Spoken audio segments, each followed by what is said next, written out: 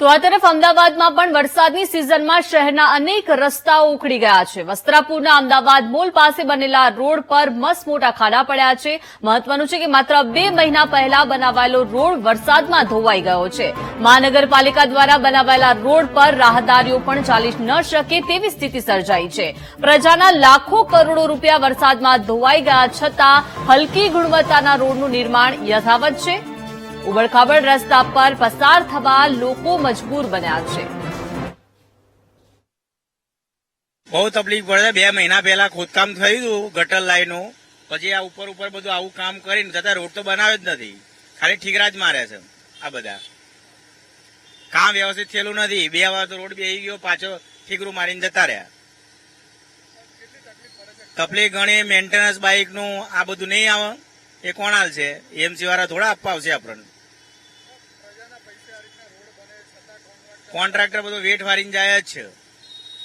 ત્યાંથી છે એક 3 રસ્તાથી કામ કર્યું હતું ખોદવાનું કામ, હજુ તે આગળ એમને એમ જ છે. ખાલી આટલો પટ્ટો જ પેલું એ કર્યો છે એ લોકોએ. આગળ તો બધું એમને એમ જ દેખાય. જોવો તો પાછળ છતાં આવા રોડ ચોમાસામાં બધું ઉબડ ખાબડ રોડ ક્યાં સુધી રહેવાનું? ભ્રષ્ટાચાર જ બધો છે એકલો.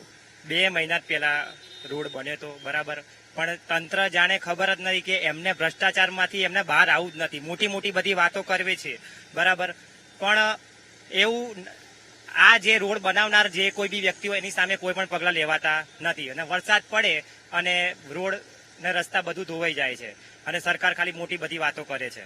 કાગળ ઉપર જ બધી વાતો થાય છે. હકીકતમાં નાની વસ્તુમાં જયારે ધ્યાન દેવાનું હોય ત્યારે કોઈ પ્રકારની નાની વસ્તુમાં કોઈ ધ્યાન દેતું નથી. નોર્મલ વરસાદ મતલબ અત્યારે જુઓ, આપણે હાવ સામાન્ય વરસાદમાં આટલી બધી તકલીફ પડતી હોય તો જયારે વધારે વરસાદ પડે અને જયારે પાણી ભરાઈ જાય એના નિકાલ માટેની શું વ્યવસ્થા અને ક્યાં કઈ જગ્યાએ કેટલું કામ કરવું તંત્રએ એ એમને પરફેક્ટલી ખબર હોય. અગાઉ તૈયારી બધી કરે છે, કાગળ ઉપર બધી જ રીતે એ લોકો આયોજન કરે છે, પણ ખબર નહીં ક્યાંક નાના એવા જે સરકારી તંત્રમાં જે જોડાયેલા વ્યક્તિ હોય, કામદારો હોય, એમના થ્રુ ભ્રષ્ટાચાર થતું હોય કે એમને કામ કરવું નથી ગમતું. ખાલી બધી જ વાતો મોટી મોટી વાતો કાગળ ઉપર થતી હોય છે. આ લગભગ આશરે હમણાં જ એના બન્યો છે અને આ 6 મહિનાથી રસ્તો પહેલા બંધ હતો અને હમણાં જ આ નવું બન્યું છે. નવું બન્યા છતાં પણ આ વરસાદના સિઝનમાં ફરી એના ખાડો ને ઠેકડો એના થઈ ગયું છે. હું અવારનવાર આ જ રસ્તેથી એને નીકળું છું અને મારી ઓફિસ અહીંયા જ છે. તો જોઉં છું આ સરકારને વ્યવસ્થિત કરવું જોઈએ. સરકારના જે અમારા જનતાઓ માટે સડકનું સારવારને એ વ્યવસ્થિત રીતે કરવું જોઈએ.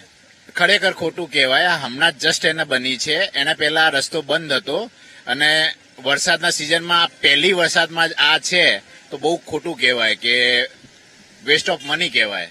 લગભગ 12 મહિના પહેલા બનેલો હે એ પછી ગટર લાઈન ખોદી, હવે અત્યારે જ્યાં જોવો ત્યાં ખાડા ખૈયા. આ ગુરુકુલ રોડ આખો નવો બનાવ્યો.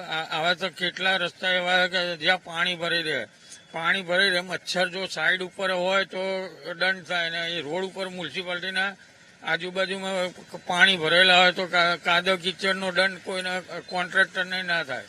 પ્રજાના પૈસા પ્રજાના સેવક છે તો એ લોકોએ સમજવું જોઈએ ને.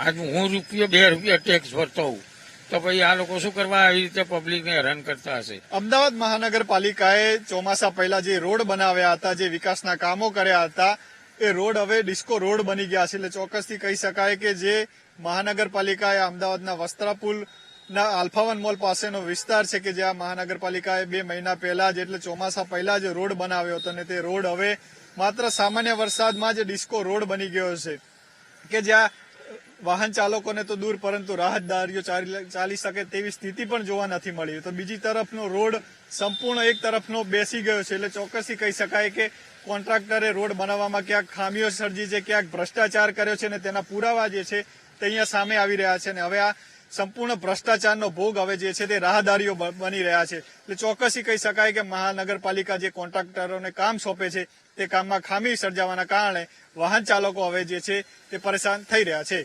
કેમેરામેન રાજેશ ગઢવી સાથે અપૂર્વ સિસોદિયા, વીટીવી ન્યૂઝ, અમદાવાદ.